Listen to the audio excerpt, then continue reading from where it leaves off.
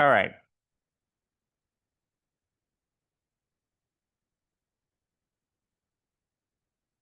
So let's to our next lecture.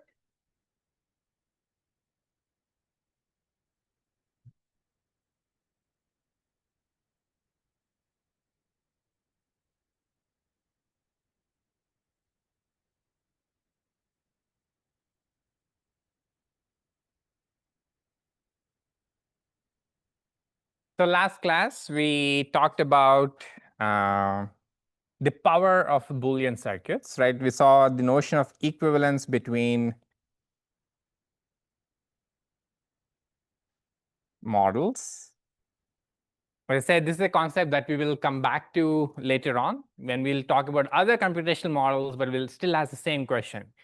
Can they both compute the same things? Okay, or is one model more powerful than the other? Okay. Then we talked about the power of Boolean circuits, right? And we saw this remarkable fact that they are actually quite powerful in that every function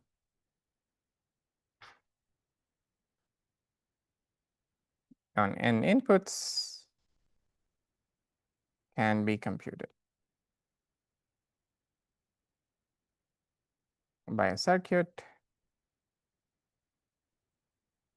where the size is roughly n times 2 to the n.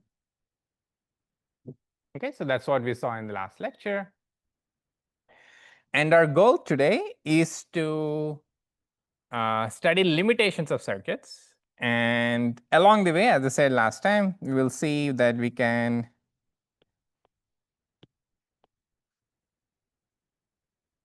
view circuits as strings. Then we will use this to show Shannon's theorem.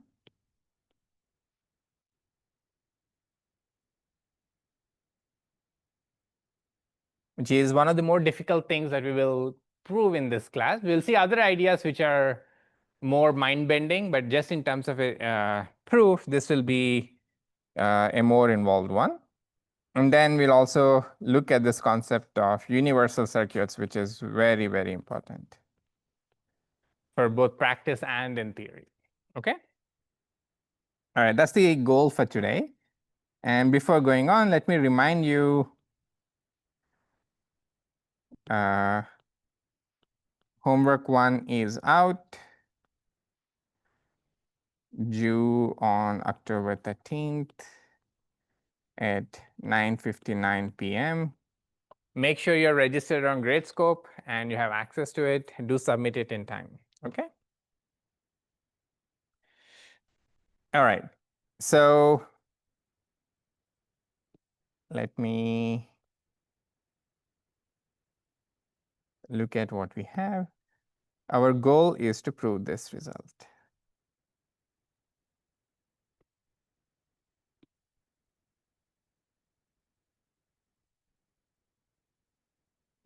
Okay, this is a statement that, indeed all functions can be computed by Boolean circuits, but some functions require a huge number of gates to compute. Okay? And the proof of this, there are various ways of framing it. And definitely there are shorter versions, but we are, as I said in the last lecture, we're going to take a slightly longer route because we will get another important corollary and a big idea from that. Okay? So what is this big idea? The big idea is what we discussed even in the first lecture, right? We said everything can be represented as Boolean strings, as strings, okay, just bit strings. And then we saw how to do that for integers, lists of integers, which were images, and then database of images, and so on and so forth. Okay? That led us to input just being Boolean things, and then we build the model of Boolean circuits to process them. Okay? But now we're going to play the same game again. Well, after all, circuits are themselves objects.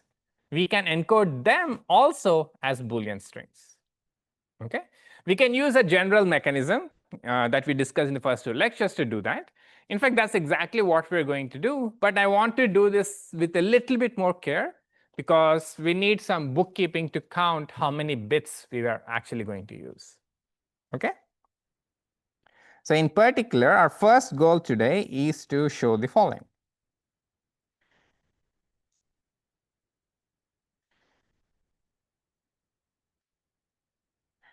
And for simplicity in notation, I'm going to use NAND circuits as the working model, okay?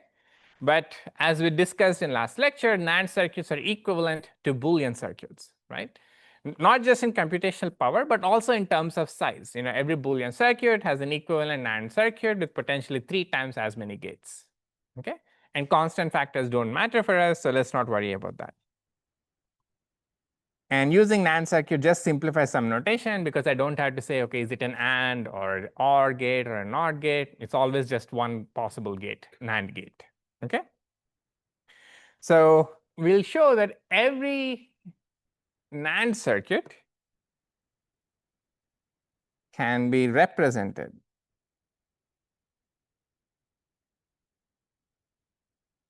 as a Boolean string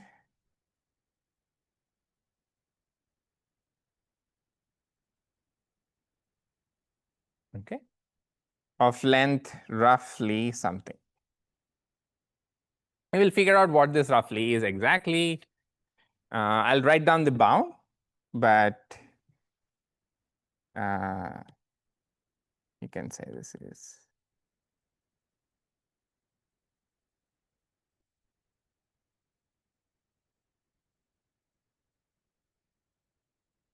okay. So we're going to say that there is a way to represent every Boolean circuit. Represent means in encoding, right? So you want to be able to map circuits to strings and go back and forth if you want to, while only using these many bits. Okay. To be more formal, let me define the class of objects that we are looking at.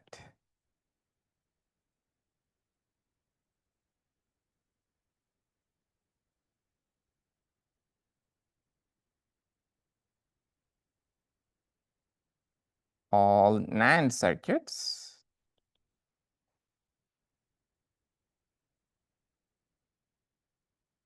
on n input variables, m output variables, and less than or equal to s NAND gates. Okay, this is the class of objects that we're looking at. You know, take any circuit. You know, circuit is basically a DAG again. So it's in some sense you're talking about directed acyclic graphs, which have the specific sort of structure that we had for circuits, right? So take all such circuits. We want to say that we can encode them as binary strings with some bounds on the length of the encoding. So in other words, formally, the statement that we want to say is the following.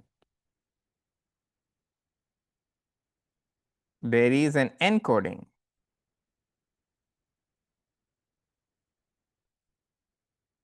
that takes circuits and gives out a bit string. Okay? And the property that we have is that for any circuit, the length of the encoding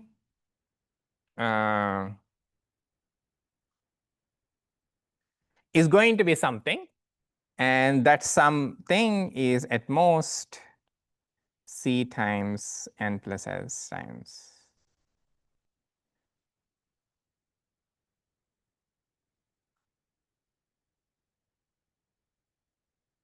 And this is some constant, you know, I'm not going to write down the exact constant. It'll come out in the calculations, but it's not important. Okay? Any questions so far? So the statement should be clear. Right? So we're just mapping circuits to Boolean strings. This is something that we've done already. But now we are just saying we want to account for the number of bits being used.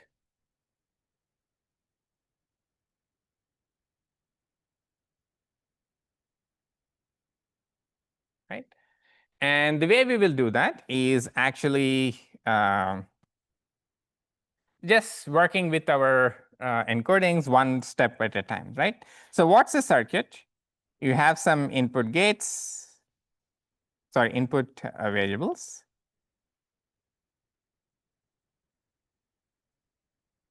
Okay. And then you have a bunch of NAND gates.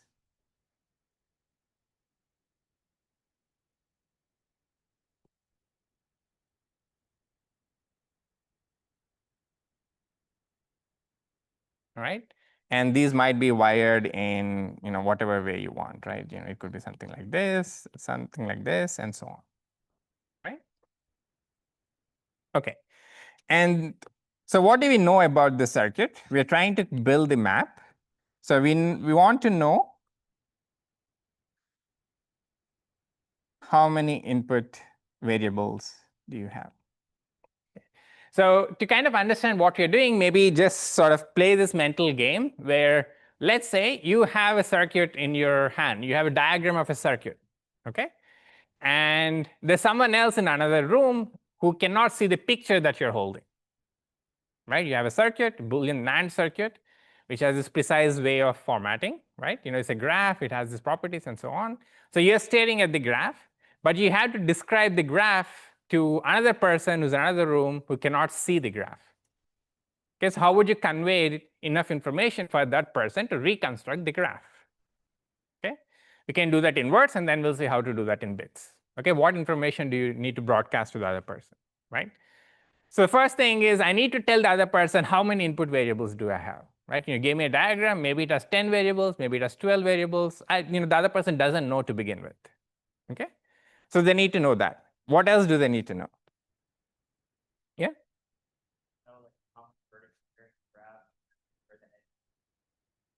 Right, so let's break that down. So I need to tell the other person how many output variables there are, right? And also to mention how many vertices in the graph, that's basically how many gates I have, right? So how many NAND gates do I have?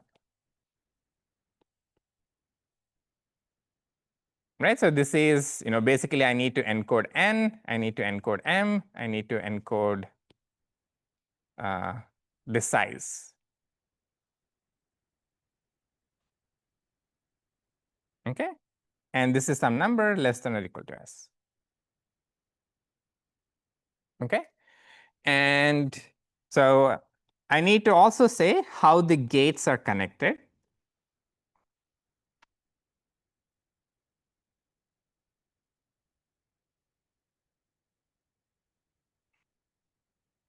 What else do I need to say? We'll see how to do each of the steps, but let's first enumerate what's the information I need to convey. What else do I need to say to the other person? Yeah? Yeah, so let's say we need to say how the vertices are connected to each other. How all of the vertices are connected, that's one category. The other thing that we need to say is which are the output variables, right? So remember the y0, y1, they could be all over the place, right? Technically they can be all over the place. So I need to also say which vertices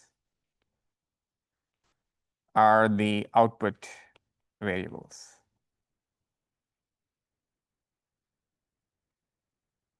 Okay. So this is the information that I need to shout out to the other person so that they can reconstruct the circuit based on what I tell them, right?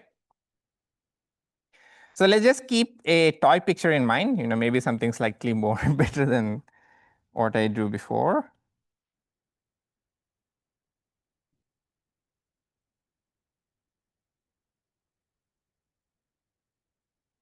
Right, and as I said, we have S NAND gates, right? I'm just going to put them here. It doesn't mean this is the topological ordering or something. This is just a caricature. They're all over the place. Okay.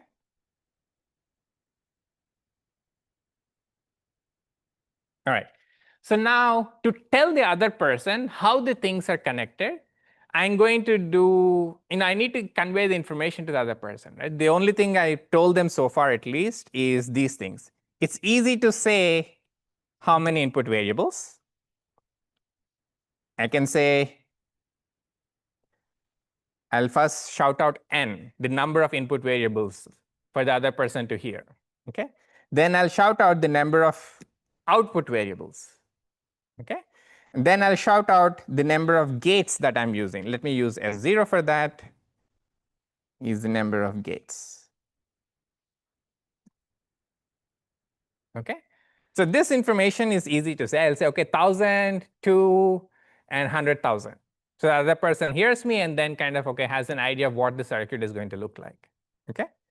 But what next? How can I convey either of these things? Which vertices are the output variables and how the vertices are connected? How can I convey that to the other person? There are many ways, but we need to settle on some scheme so that we're consistent. Okay, yeah?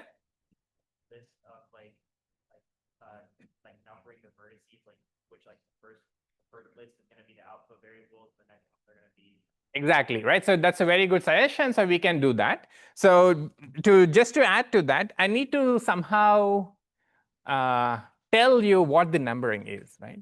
So the circuits, they're a little bit malleable, right? It doesn't matter whether I call the first gate and the second gate the second gate, right? As long as they're connected the same way, it doesn't matter what I label the circuit gates.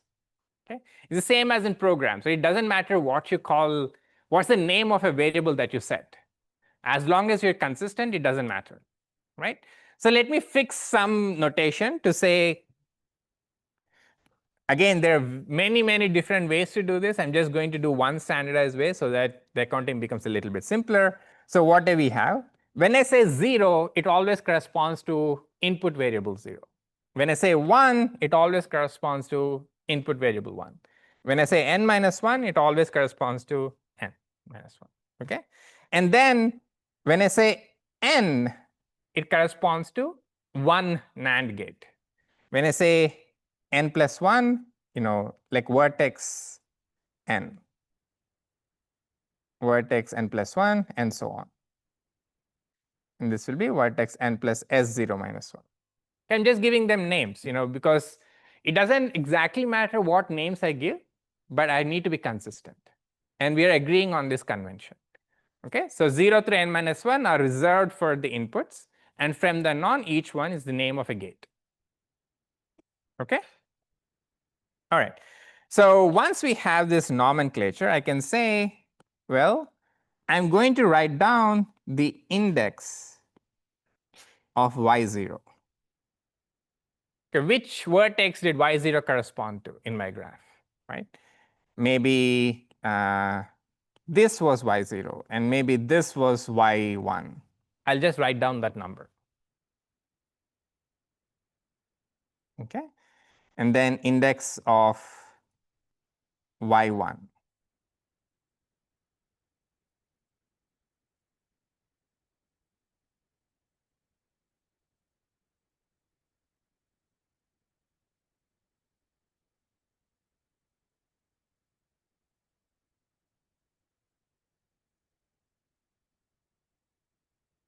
Okay?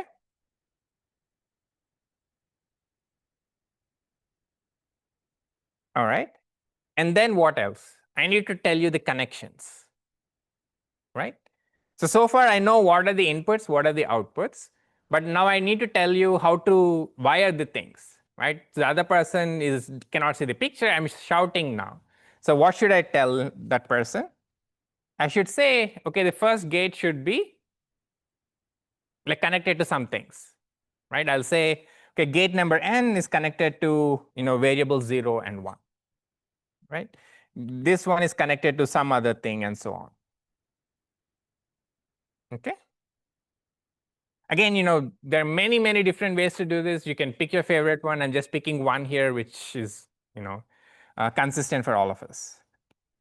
All right. So now, so let me say this is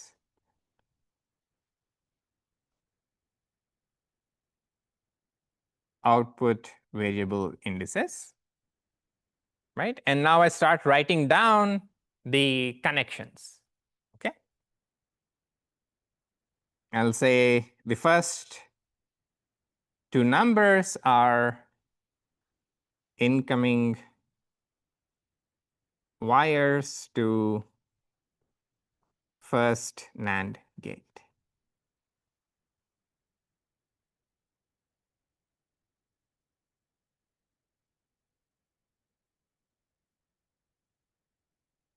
Okay.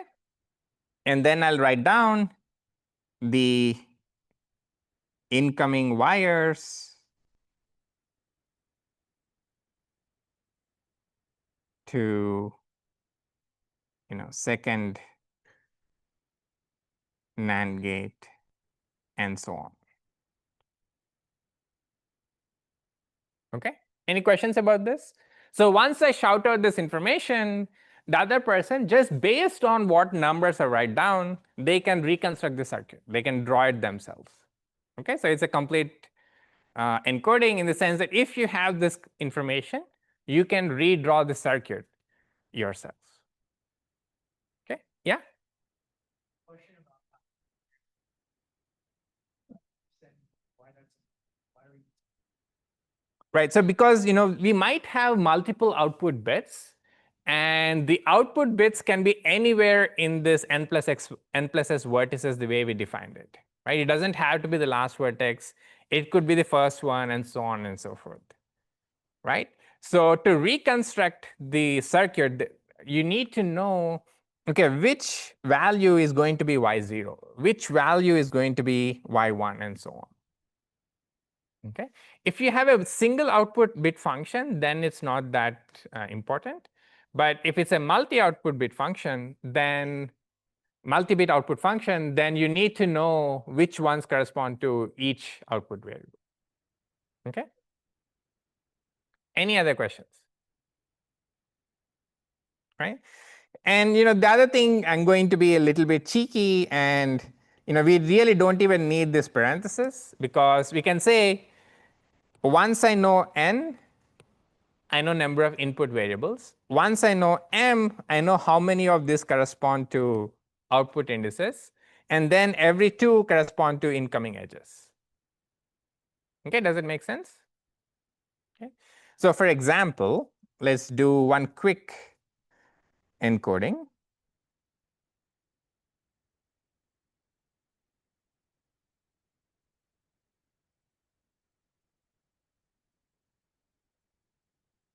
I mean, this is some made up circuit.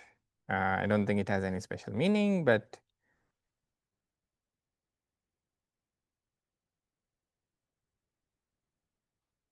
okay, so let's say this is a NAND circuit that I'm staring at in my room, right? This is the picture that I'm looking at.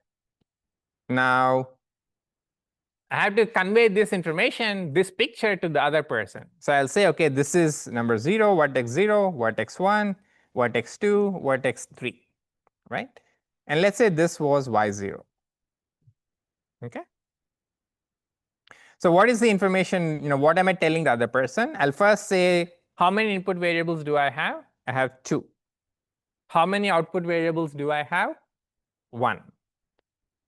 And how many gates do I have? 2. Right? So this is n m number of gates. Okay? And then you have to tell me what's the index of the output variable, and the index is 3. Okay, so vertex number 3 corresponds to the output variable, right? And then what do I need to write down? I need to write down the incoming wires for the first, quote unquote, first NAND gate, the one which is labeled vertex n. Okay, so what are its incoming things? It's 0, 1, right? And then I write down uh, 2, 1. Okay, and that's it. Right? So if I shout out 2, 1, 2, 3, 0, 1, 2, 1, the other person can exactly draw this picture now. Because of the way we communicated ahead of time, whenever I shout out the sequence, the other person can reconstruct this exact circuit diagram. Okay, does it make sense? Any questions about this? Right, and you can do this, I'm not going to do more elaborate examples. It's going to be just more painful. Okay, and the numbering doesn't matter. I could as well.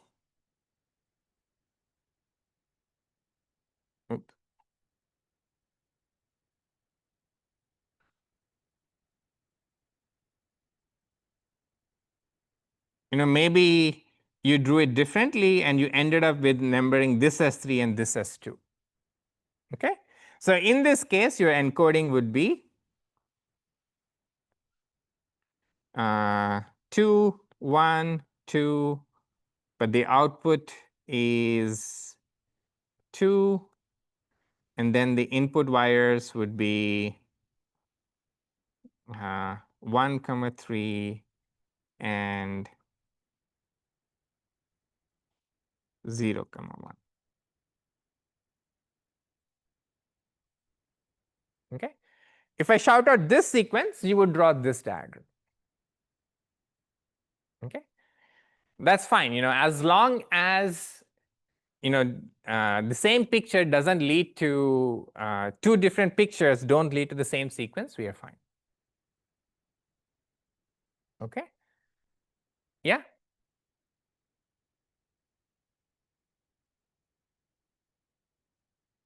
Uh-huh.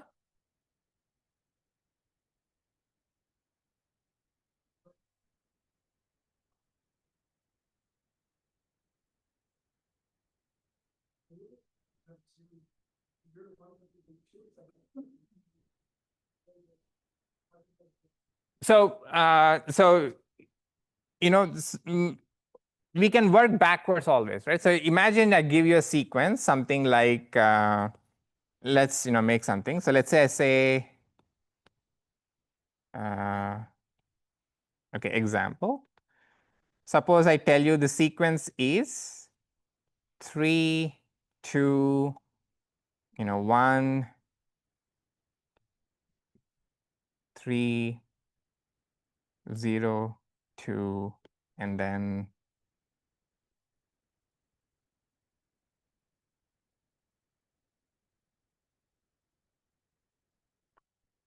okay, hopefully it's a DAG, but we'll see. Okay, so let's say I see this sequence. Okay, then how would I, what's the picture that I would draw? I know that there are 3 variables. Okay, so I have x0, x1, x2. Okay, I know there are 2 output variables. They'll come in a second. I have 3 NAND gates.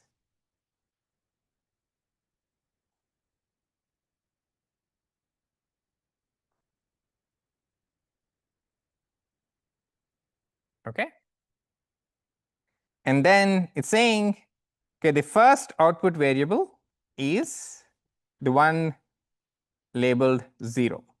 So this would be y0. Okay, and the second one is 2. So this would be y1. Okay, and then I start looking at 1, 2, right? So this is, what are the incoming wires for this one? These are the incoming wires. 0, 1 for the next one.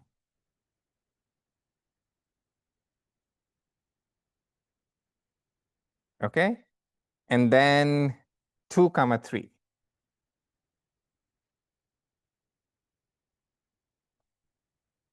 Right, because the numbering that you would have is, this is vertex 0, vertex 1, vertex 2, vertex 3, vertex 4, vertex 5. Okay, it's not a very useful circuit because the inputs are the outputs, but I can still draw the picture. Okay, does that answer your question? So you can always, given the sequence, there is a way to draw the diagram exactly, and there's no ambiguity in how you would draw it. Okay, so the main thing is that there is no ambiguity. You know exactly what are the connections that you need to put down. Okay, yeah. How do you know why the 2 output variable is corresponding to x0 and x2? Right, so because we wrote down the index, right?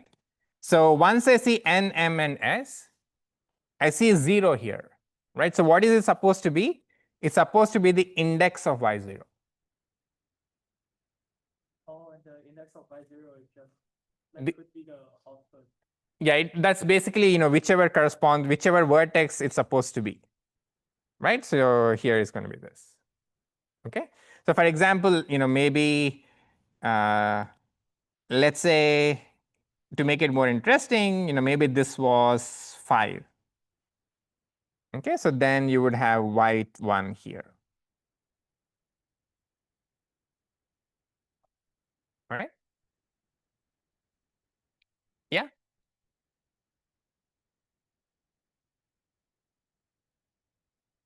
Yeah, so I mean, you don't even have to go down, because I'm just saying vertices 0 through n minus 1 are reserved for inputs, and then the remaining things are reserved for gates. Okay, and I'm just connecting them based on the links. And the exact names that you give to the circuit is not important, as long as the outputs are what they are supposed to be. But what you're saying is what we are doing too, right? You put down the inputs, put down the names of the gates, and then start drawing connections one after the other. Yeah.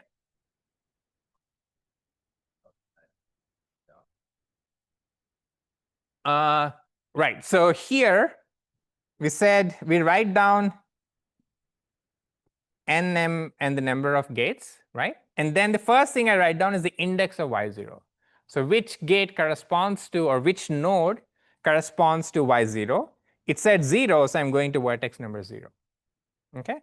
If it said 5, then I have to go to vertex number 5. If it said 2, I would have gone here. Okay, this is information that I'm actually writing down in the sequence. Does it make sense? So here I'm writing down nm and the number of gates, right? And then I'm exactly telling you, okay, which is the first output variable, which is the second output variable, which is the third output variable, and so on. Right? I'm writing all of that down and then going to the connections. Index of y0 means, remember we said I'm going to label the inputs as vertex 0, vertex 1, vertex n minus 1, right? And then n plus 1 all the way up to n plus s0 minus 1, right? So which of these things is the output, is y0? That's what the index means. If it says 0, then it should point to vertex 0. Okay, if it said vertex 17, you would go to whatever is 17 and put it there. Okay, yeah.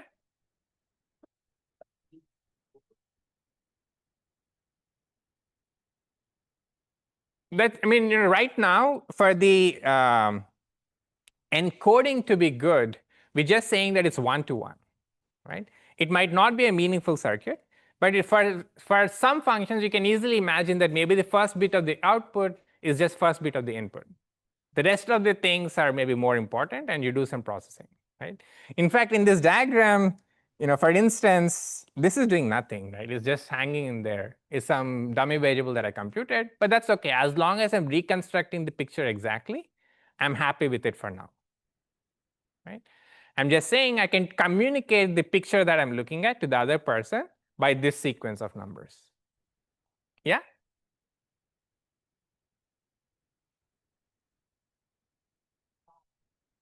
Oh, right. So they start specifying the connections, right? So once I write down the indices of the variables, I start writing down the incoming wires. Okay. So what are the incoming wires for the first NAND gate? 1 and 2. So they should connect to 1 and 2. Okay. And then it's 0 and 1. So 0 and 1. Okay. Yeah.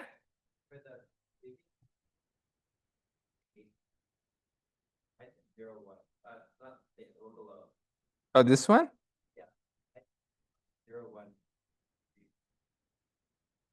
1. So let's see. Did I draw this wrong? No, I think it's correct, right? So because, so it's just, I'm saying how you draw it is not that important, right? This is how you number it. As long as you're consistent, I can put 2 above or 2 below. It doesn't matter, right? So this is 2. So first one that comes is actually 2. Okay, so these connections are there, right? And this is 0, 1. Okay. Right now, we're not putting any constraints on these numbers. Right? There are no restrictions on, okay, 3 can only come after 2, and no such restrictions. You just give me a sequence, I'm going to put those connections exactly as you tell me to. Okay, does it make sense? All right. Okay.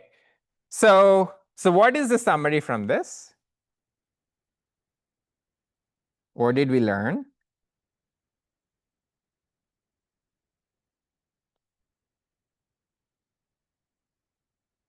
Summary,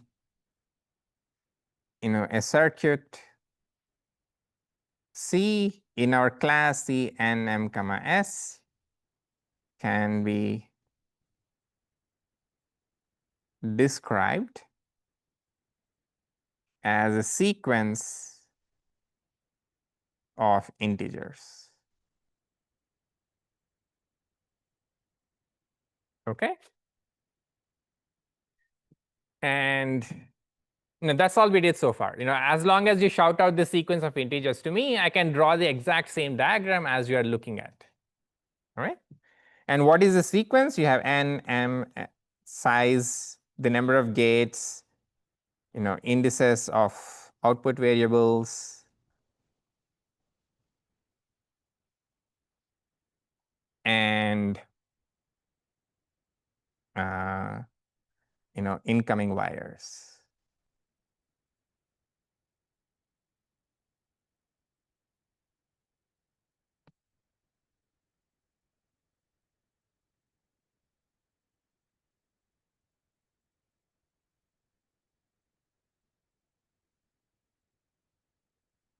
Okay, so this is the information that I need. If I shout this out, the other person can draw the exact same diagram.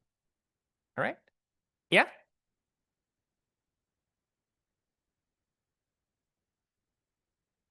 Right. So again, right now we're not checking or digging into whether or not this circuit is a meaningful circuit, right?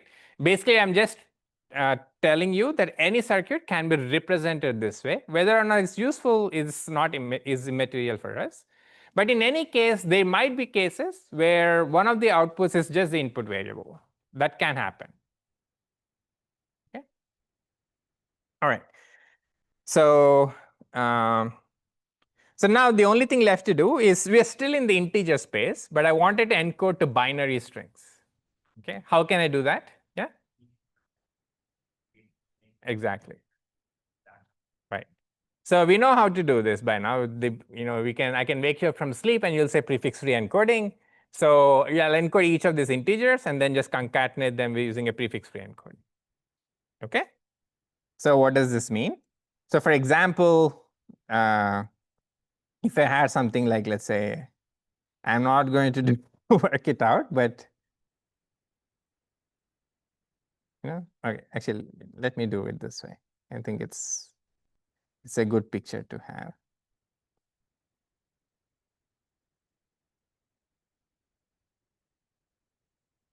Okay, so the final process is going to be, we go from kind of the diagram to a sequence of integers, and then we'll just do prefix-free n to b of 2, prefix-free n to b of 1, prefix-free n to b of 2, so on.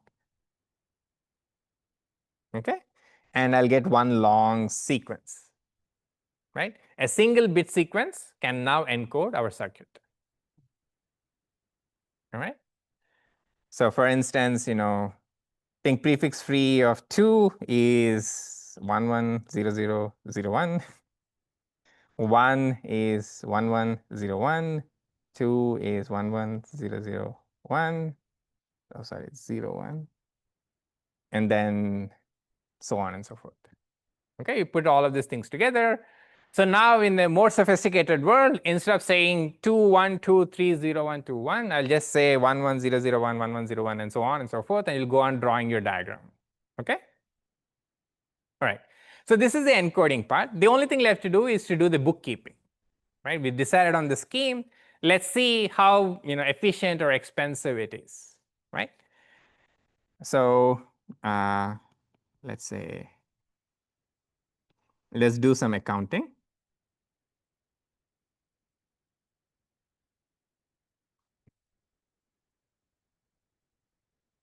Right? So we have sort of 5 categories, right? So I need to tell you these integers, then the indices of the output variables, and then the incoming wires. Okay? So let me say that again. So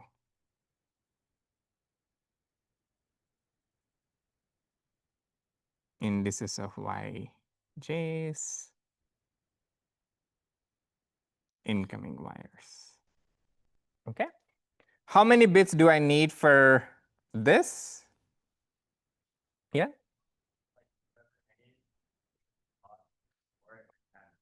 Exactly, right? Well, we're going to do prefix free, so we're going to double it plus 2. Okay? Yeah, right? So the number of bits that we're going to use is at most 2 log n base 2 plus 2. Right? Yeah? Sorry? Yeah.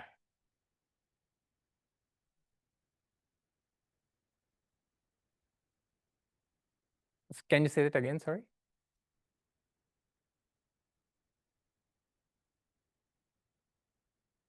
Oh, so we are going to, we are not going to be very efficient, right? So all we are doing is using the prefix-free encoding of natural numbers, whatever that was we built earlier, right? So 2 would have been 1, 0, but when we made it prefix-free, it became 1, 1, 0, 0, and 0, 1, right? And then 1 should have been just 1, but it became 1, 1, and 0, 1.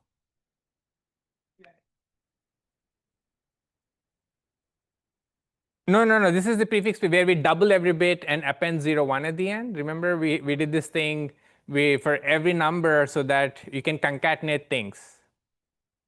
So that's what we are using here. Yeah, I mean, the other thing to do is to specify the length. You can also do that. It can give you some savings, but we're not trying to be super efficient here. We just want to use any encoding, so we're using our generic prefix-free scheme. Okay. All right. So I have 2 log n plus 2 for this. And m is at most 2 log m base 2 plus 2. Right? And this, and I'll stop drawing the arrows. I'll just say the individual counts for each one. So this is 1, this is 2. Maybe let me put a plus. And then plus 2 log size plus 2. And then I have to specify the indices, right? How many indices do I need to specify? M of them, right? And each is a number from 1 through n plus is 0, so it can be at most this much. For the indices of output variables. Okay. And then I need to tell you the incoming wires.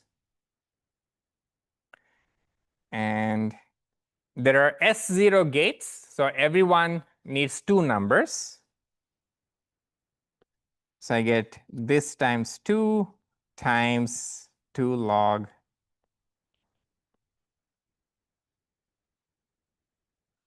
Okay.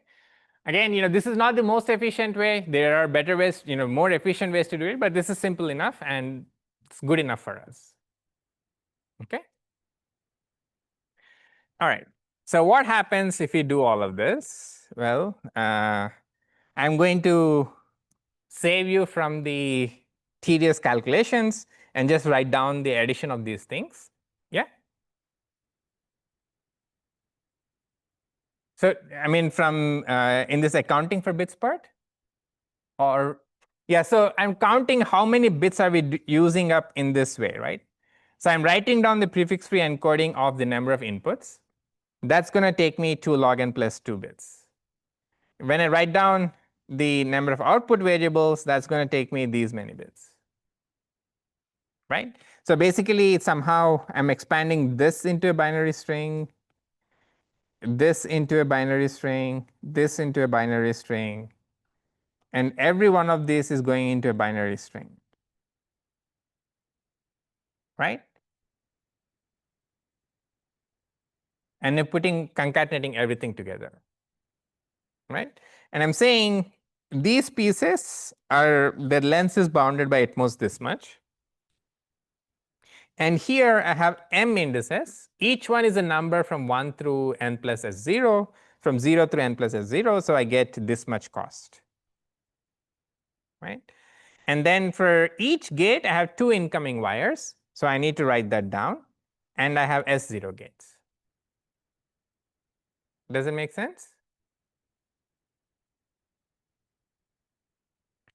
So for each one, we are counting how many bits we're going to take and adding them up. It's not the most efficient way, but it works and is good enough for us. Right? So for the i's, why is it?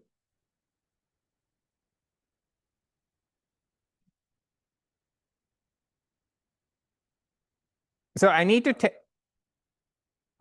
I'm confused about why it's all 2 of n plus s0. Oh, why y's go up to n plus s0? Because they can be any one of these things, right? So here, for example, y1 was 5.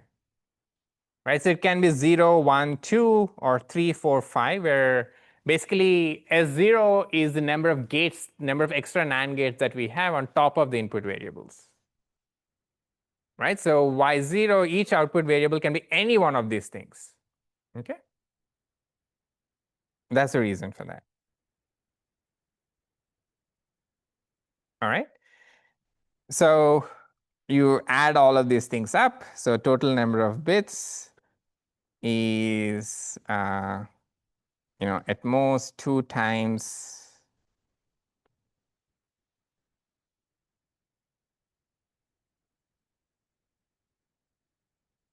as I said, I'm going to spare you the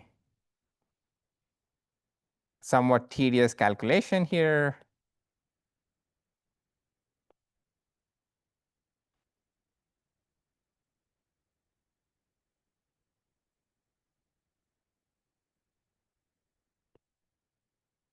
Okay, so you get some constant times this. And, if you are, yeah? Why do we have 2 times last? Right, because for each gate, I need to tell you 2 numbers, the 2 incoming wires, right? Okay, yeah, exactly. That's the reason why we have to do that. So for instance, this would be 2 plus some, I would have a plus 2m plus, 4s0 here. Okay, if you do the calculations right. Okay, and I'm going to skip some arithmetic. It seems like a messy expression,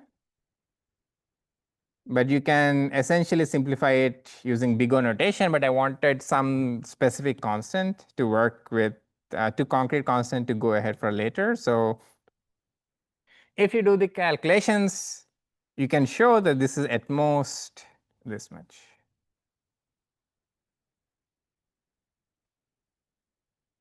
Okay, don't ask me why. I think I did this correctly using a calculator to make sure that the m plus s0 everything gets absorbed properly, and this is what you would get. Yeah?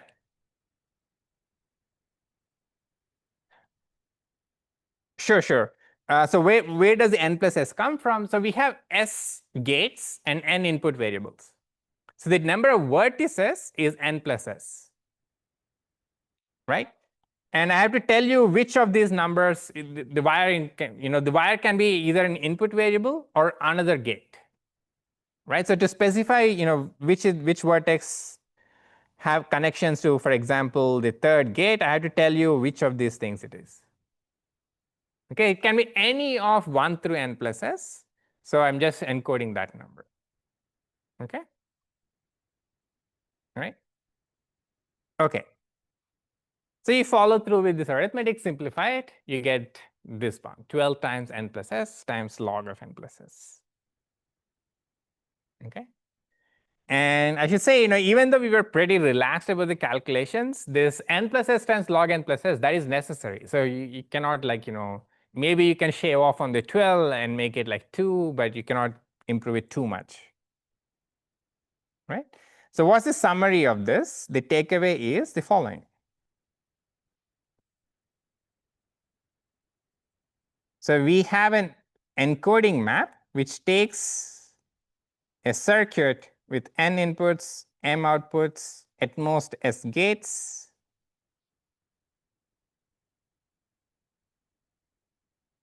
and has length at most this much. Okay? All right?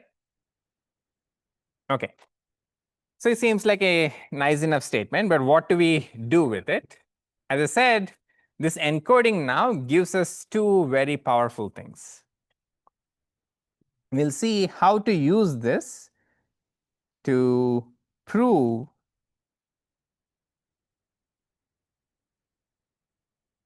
Shannon's theorem, which is kind of one of the first lower bounds that we discovered about circuits or any computational model, concrete lower bound. And the other really important concept of universal circuits. So when I say universal circuits, as will be clear later on, this is different from the notion of universality of sets of gates. Universal circuits are something else, but the nomenclature is the same. So it is what it is. Okay. All right. So how do we prove Shannon's theorem? Let's do this part first. Call this 1 and 2. Both of them will follow from this single encoding idea. So let's do one at a time. All right. And the proof of Shannon's theorem also has a weird way of arguing about existence of an object. I mean, weird if you haven't seen it before, but it's something that does get used a lot. Okay, so what are we saying? There exists a function.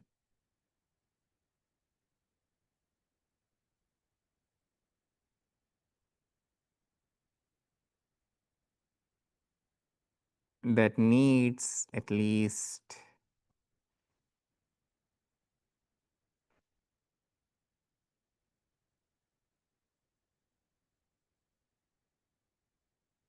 okay, so we want to say that there is a function for which any Boolean circuit that computes it needs an exponential 2 to the n over n many gates. There's no way around this 2 to the n over n. Okay? Right? And we'll get some explicit constant later on, but I think even with the big omega, it's a very, very cool statement. So the way we'll prove it is by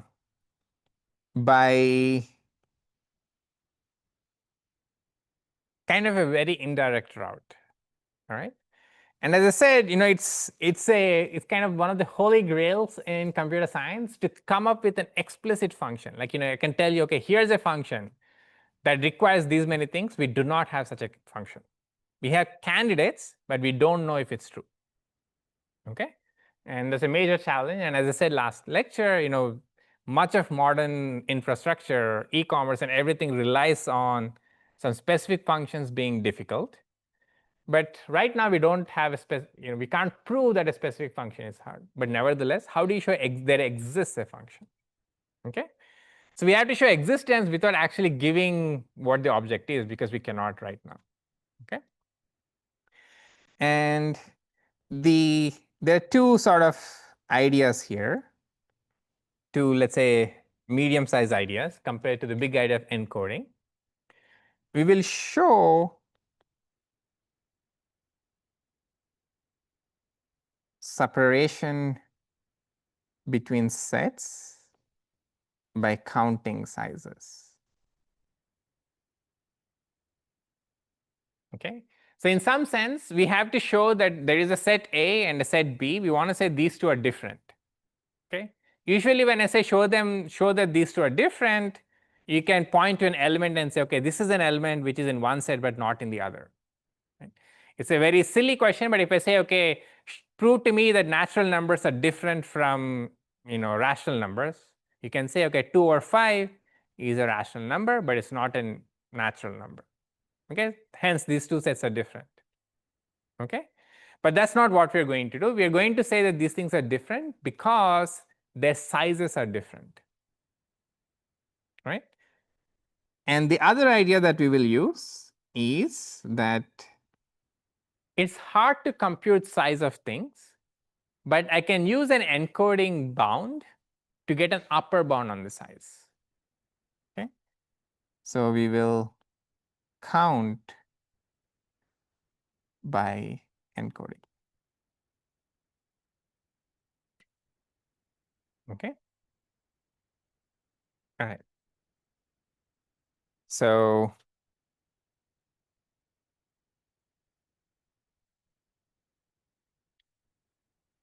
let me be even more precise about what we are trying to show.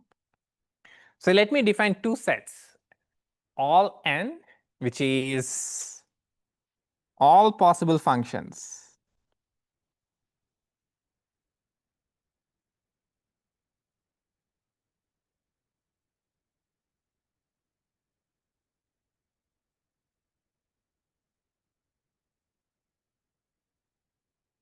Okay.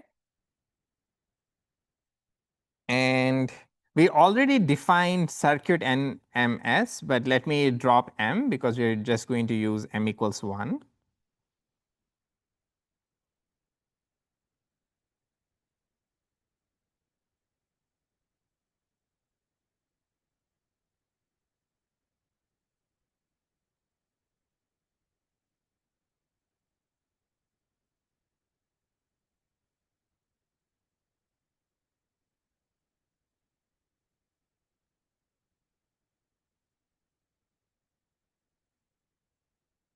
All right.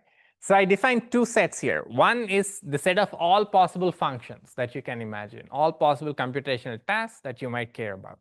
Okay. The second one is more limited. It's saying, or potentially more limited. We want to say, I want to look at all functions that are computable by circuits of certain size. Okay. If I say if I say S equals n, then I'm only allowed to look at functions which are computable by NAND circuits. Let's say by NAND circuits again, of size at most S. Okay.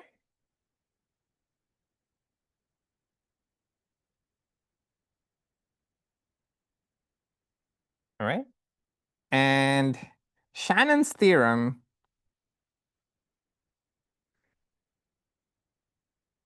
is essentially equivalent to saying that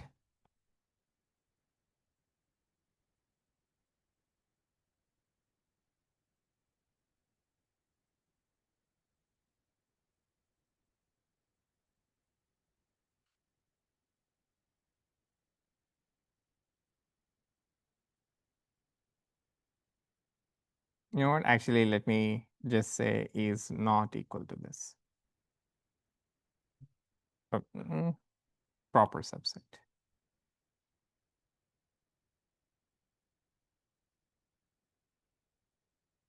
Okay. So Shannon's theorem is equivalent to saying, if I put some constant, all functions which are computable with circuits of size at most this much, this set is not the same as all functions. Do you agree with that? If these two sets, if things computable by size S circuits is a proper subset of all functions, then there is a function here which is not in this set. Okay. I mean, one, just to keep in mind, remark, clearly for all S,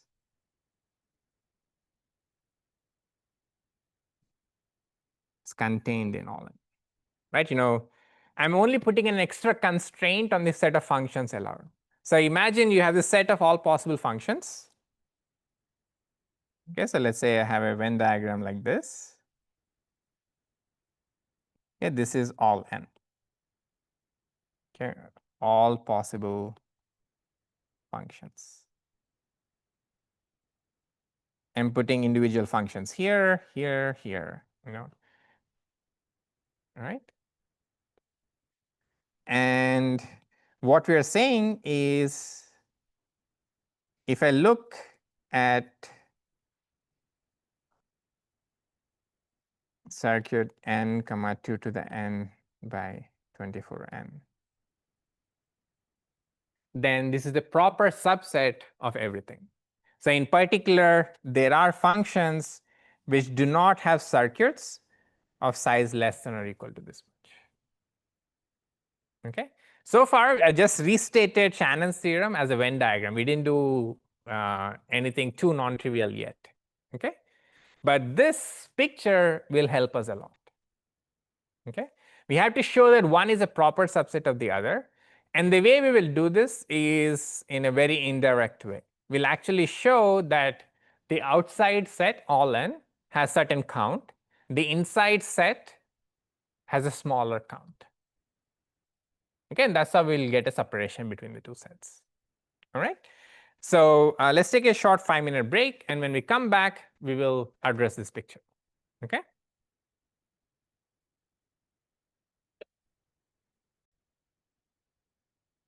Okay.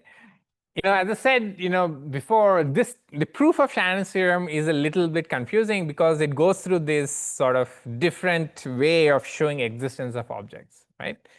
And just to reiterate, we want to say there is a function which is not computable by circuits of certain size. What does this mean? Suppose I give you, n is 1,000, right? Then I'm giving you 2 to the 10, 1,024. That's a huge number of gates. Okay, divided by 1,024, it's a huge number of gates. Imagine all of them sitting, that's actually more than the number of atoms in the universe, but whatever, who's counting, right?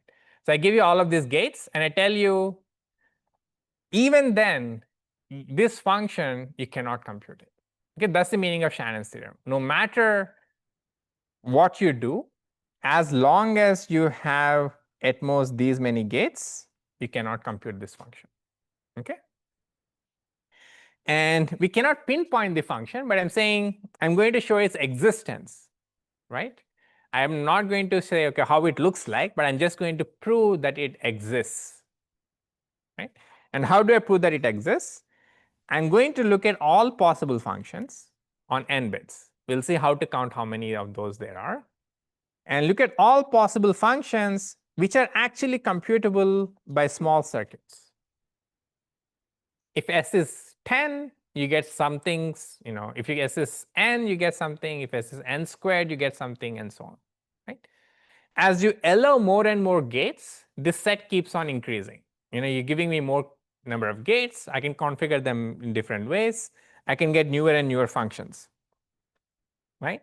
But the point is that we want to say until you cross this 2 to the n over 24n, again, the constant is not that important, you're not going to hit this entire blue set. There will still be elements that are inside. Okay? So, for example, this should be circuit n comma 2 to the n by 100n. Right? So as you increase the size, they keep on increasing. Okay? Anyway, we're only going to show this proper containment for between the blue and the yellow things. Okay. So the goal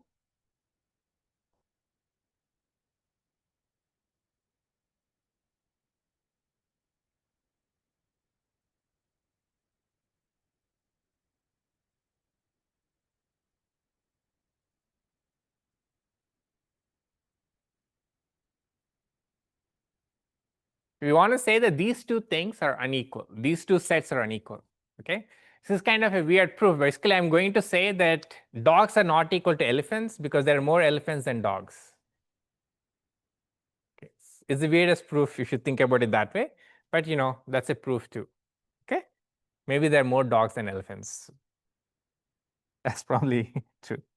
Okay. Yeah. Okay. That's the proof. I'm going to prove to you that dogs are not the same as elephants because there are more dogs than elephants. Yeah.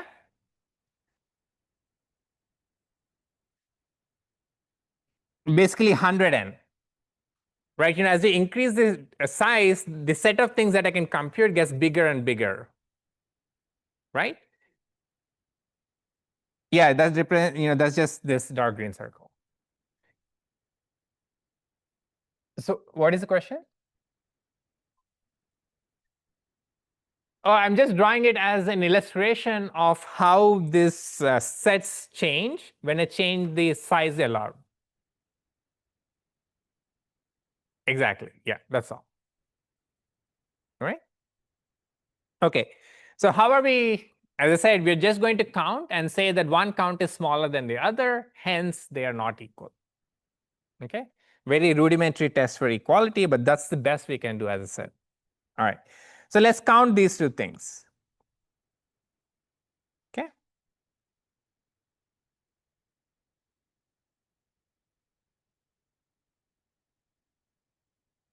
So claim 1.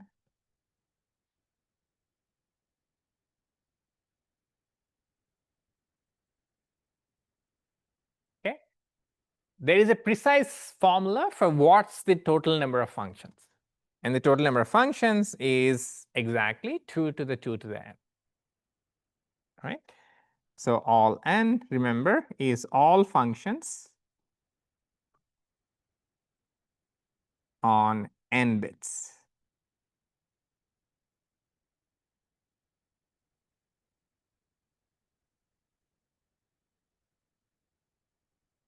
Okay. So how do I count this? Well, let's do a simple example. So let's say I'm interested in all 2, which is, okay, I want to count how many functions are there on 2 bits. Well, we've done this before. Every function can be specified as a truth table.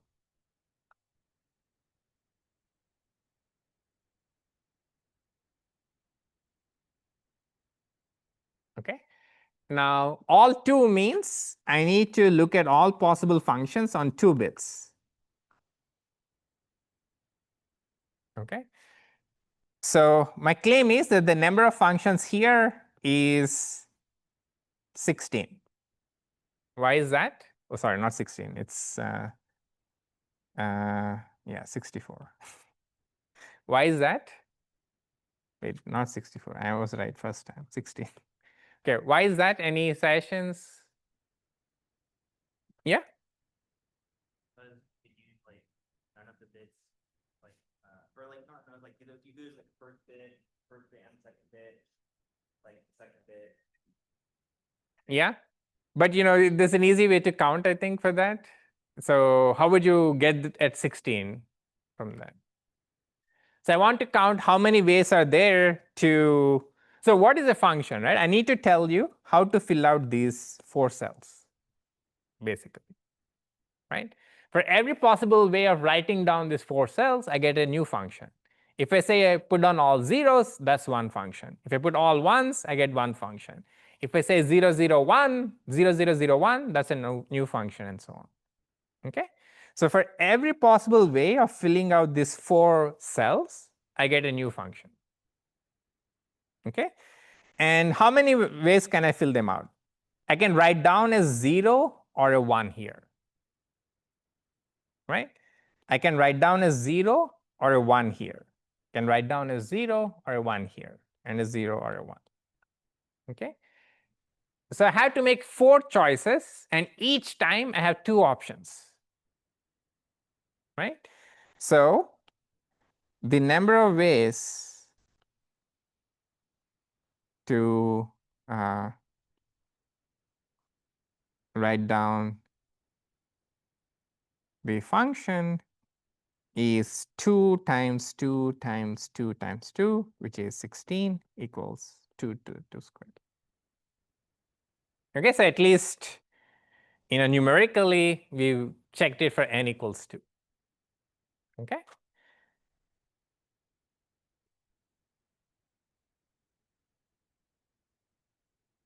All right. And just to, I'm going to do this for a little bit.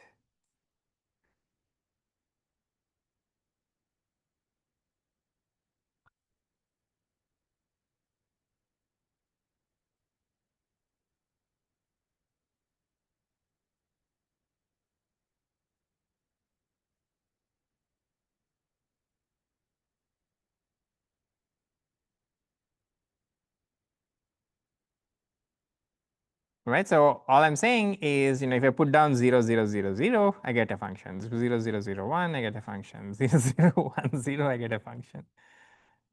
Okay, and as I said, I'm not going to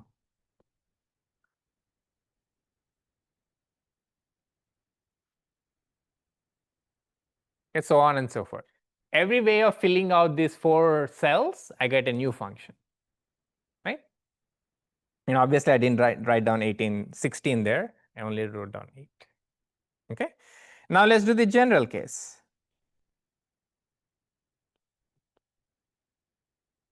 We can do the same calculation again, right? So when I have to specify a general function on n bits, I can do that by giving a truth table.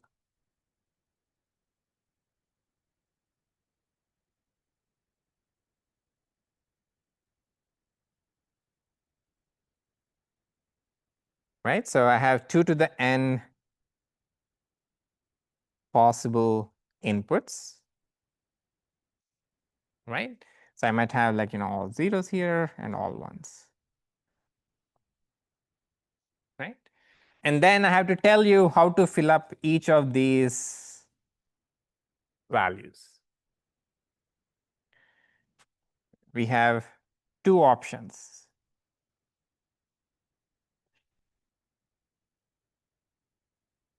For each cell. Okay, we have to make 2 to the n choices. For each input, I have to tell you, okay, is it 0 or a 1? And I have 2 options for each.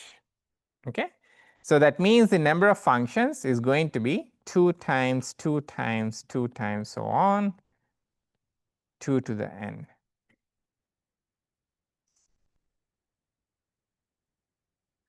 So this is 2 to the 2 to the n. Okay, any questions about this accounting? So I have to specify, I have to make 2 to the n choices. And for each choice, I have 2 options, 0 or 1. So hence, the total number of functions is 2 to the 2 to the n. Okay. So here we are pretty explicit, like we can compute it exactly, so it's fine. Now comes kind of the more trickier thing.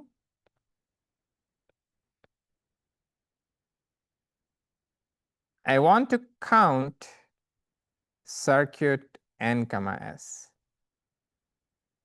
Okay, and let's recall the definition.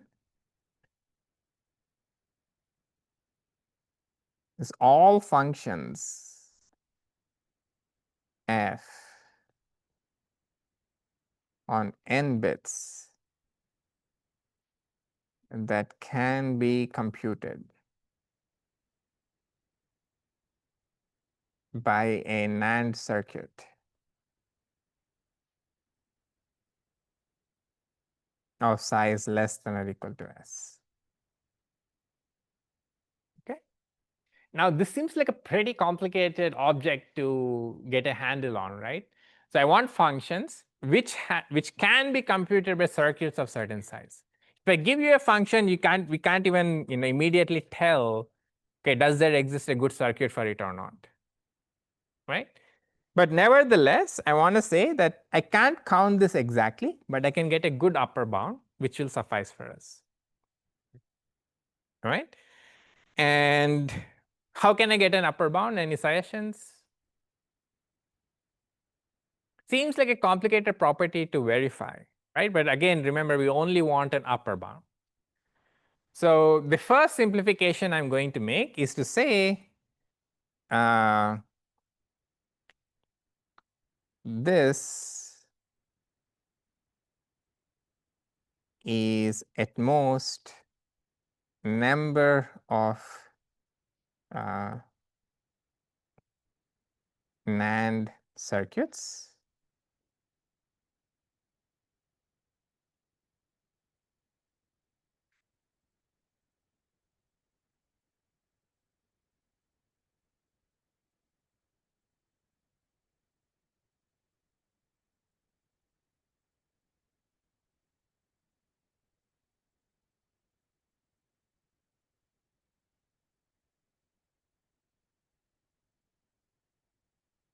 Okay, I'm saying the function, the set of functions, the number of functions that are computable by NAND circuits of size at most S is at most the number of circuits of this size.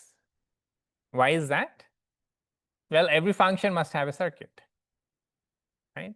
But why do you have an inequality and not an equality? Any guesses as to why I have an inequality and not an equality? Because a function might have multiple circuits, right? So, I can have multiple programs which are solving the same, which are doing the same computational task, right? But it's okay, I'm only interested in an upper bound. So the number of functions is just at most the number of circuits. Okay. So for example, even if I go back, where did it go? Yeah.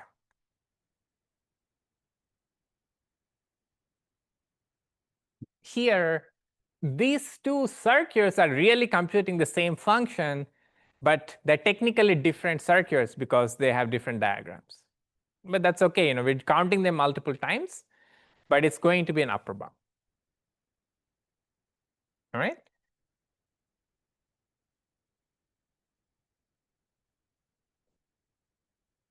Okay. So we can get a rough idea of functions which have good circuits by just counting the number of circuits. All right? It might be redundant because maybe multiple circuits all compute the same function. That's a little bit wasteful, but that's okay for us. Okay?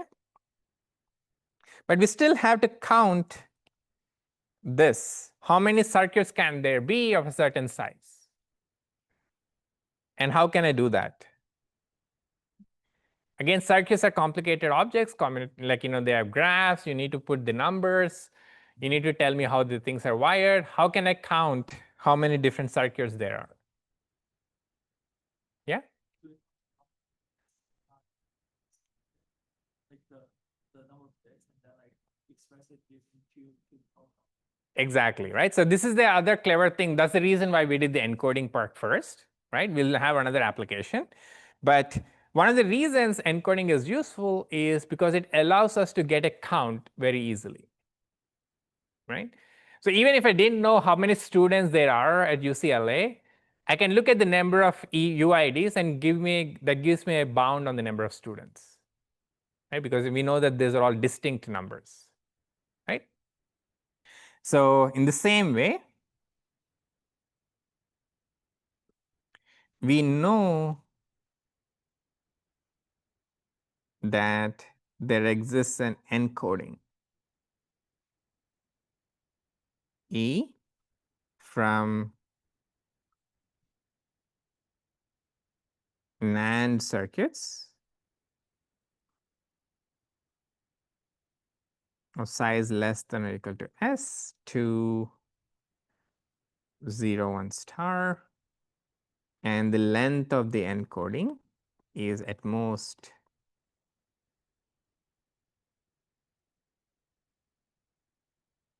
okay. All right. And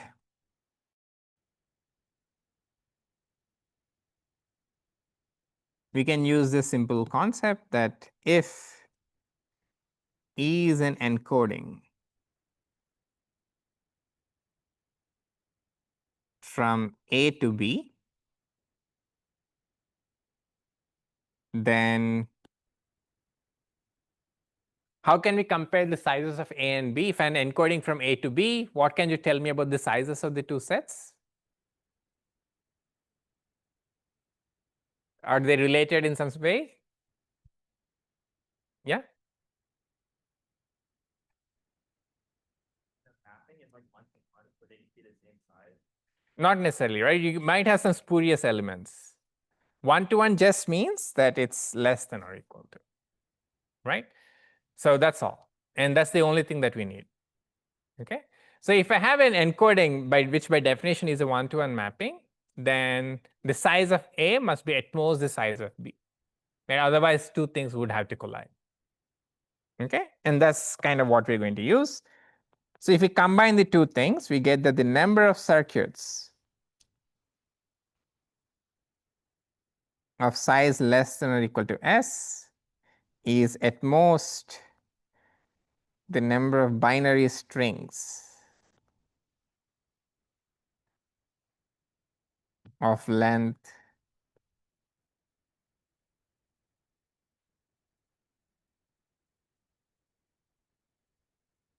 okay, because we have an encoding to strings of length at most this much. The number of circuits should be at most this much. Okay, and let me just call this number capital M for now, just so that the calculation becomes a little more compact. And we know exactly how many binary strings are there of certain length, at most certain length, when less than or equal to this much. So it's like 2 to the 0. I can have one string. I can have two strings of length 1, 4 strings of length 2, all the way up to these many things. Right? So number of strings of length exactly 1 here, all the way up to number of strings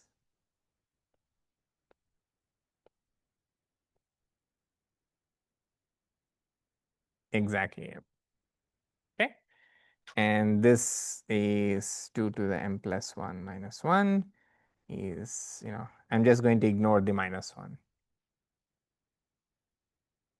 Okay, so what's the summary of this? So what have we shown?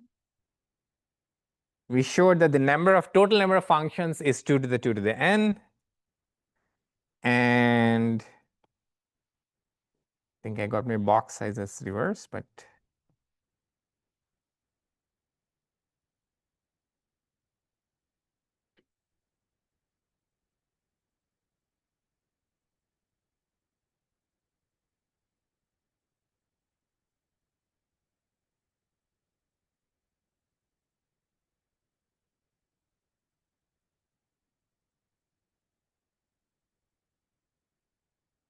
okay.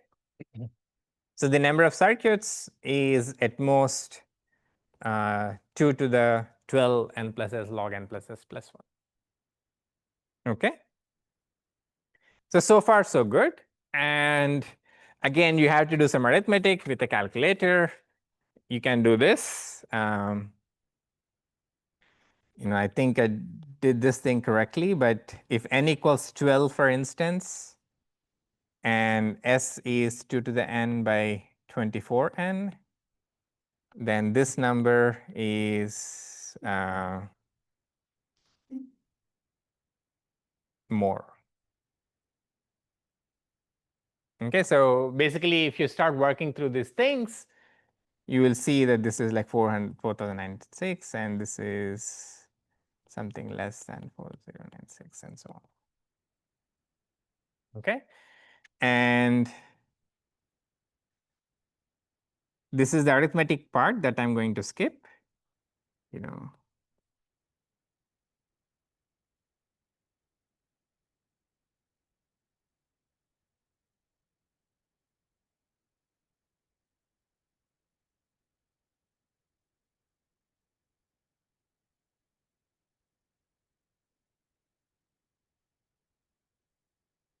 Okay, so for this specific choice of this 24 and 12, you will get that it's at most 2 to the 2 to the n. Okay. And as I said, we won't show this.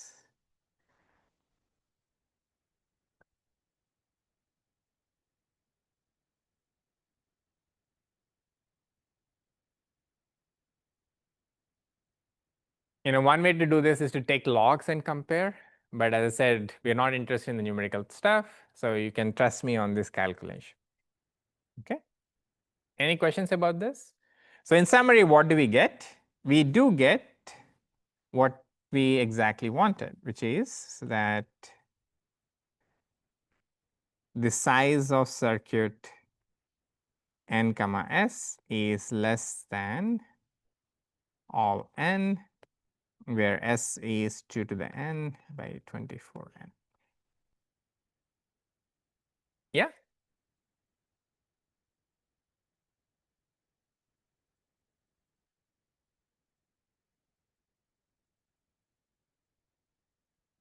Right, so it can change the constants, right? So this, in some sense, the lower bound that we showed was only for NAND circuits, right? But any Boolean circuit can be converted to a NAND circuit with at most 3 times the size. So for example, you can again be more efficient, but this already proves that there is a function on Boolean circuits which requires at least 2 to the n over 72 times n many gates. Okay? So you can sharpen the constants, by specifically working with it. But as I said, the real deal is that you have 2 to the n sitting there, which is, and the constants are immaterial in that big scheme of things. Yeah? Mm-hmm. Yeah. So basically, when we did the encoding, we just said that the total number of bits is at most this much. So the encoding could have only 1 bit. I mean, that cannot happen technically, but we're saying encoding can have any number of bits from 0 all the way to capital M. Right? So I need to count how many strings there are of length 1, length 2, length 3, and all the way up to M. Okay, sometimes I might use less bits, sometimes I might use more bits, and so on. Okay, but I'm never going to use more than these many bits. Okay. All right, so this in particular implies that there exists a function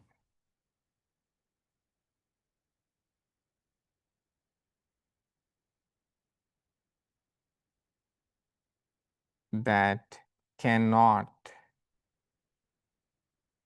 be computed by NAND circuits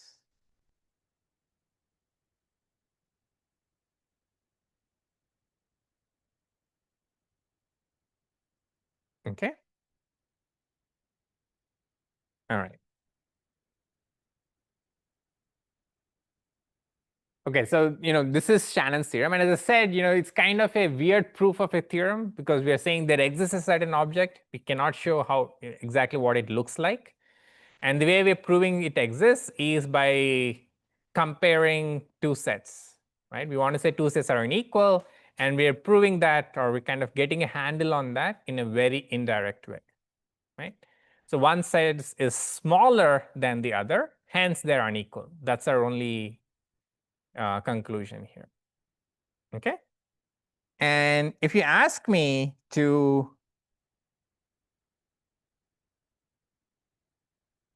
hey, tell me a function, which has very high complexity.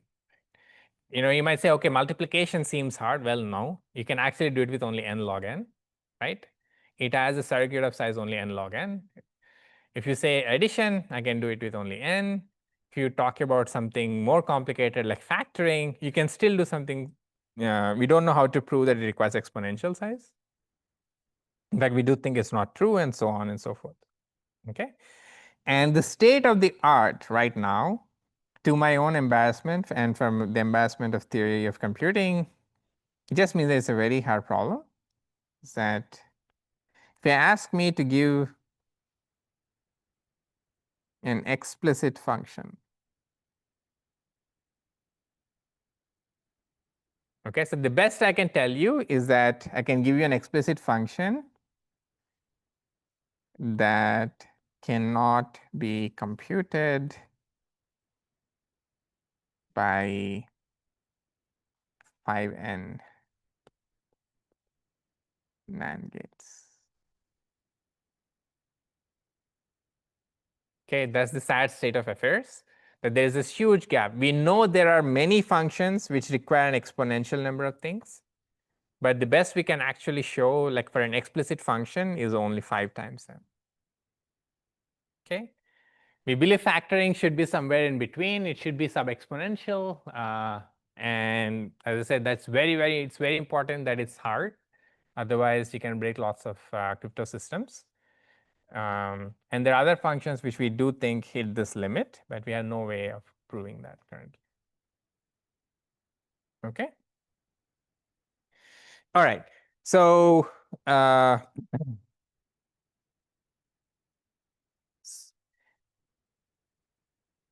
proof, as I said, we started out with encoding circuits as strings. Okay.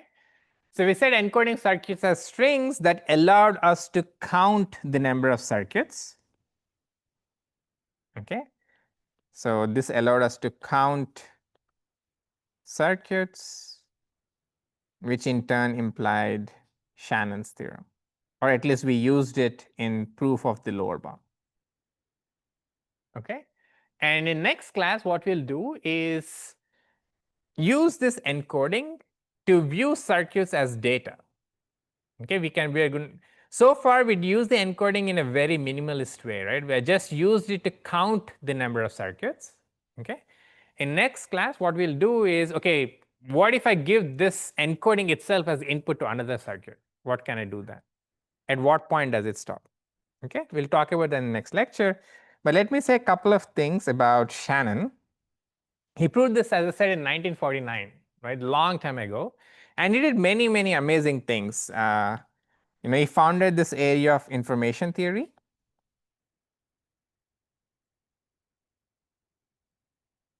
which is kind of the bedrock of modern communication systems, right? So the main thing he studied was what's the best way to communicate information when there is some randomness in the process. Okay, so if I have to communicate everything, let's say I'm trying to communicate, let's say, spoken text, spoken words, right? You shouldn't always use the same amount of budget for every word. Some words you use more often than others, right? So maybe in that case, you should exploit that to get better encodings, right? So that's exactly what Shannon did. He quantified it exactly, and he introduced this notion of Shannon entropy, which is very, very important, along with this sort of mini theorem that he proved about circuit lower bounds.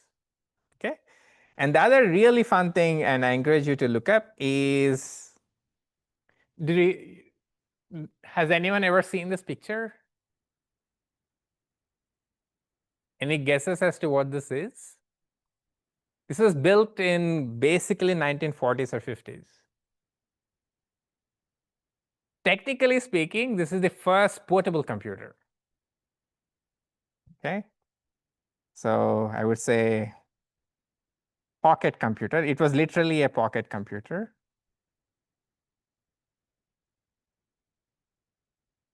And this was kind of built / engineered by Shannon and Edward Thorp in, I think, sometime in the 40s.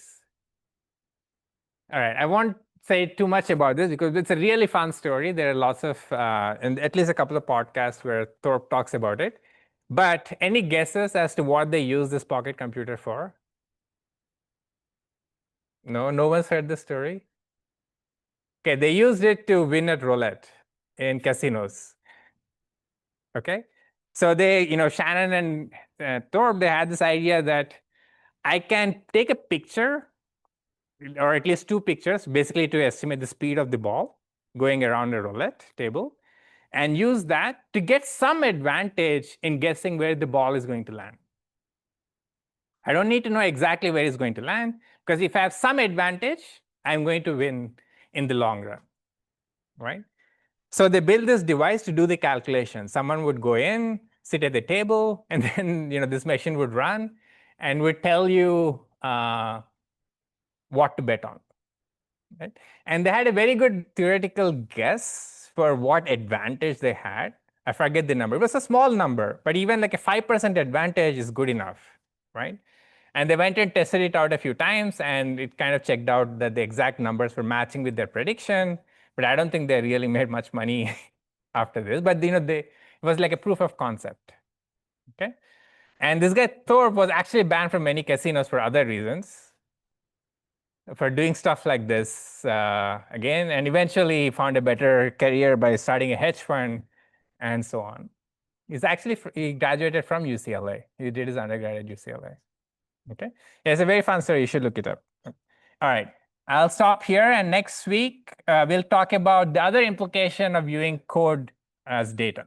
Okay, all right.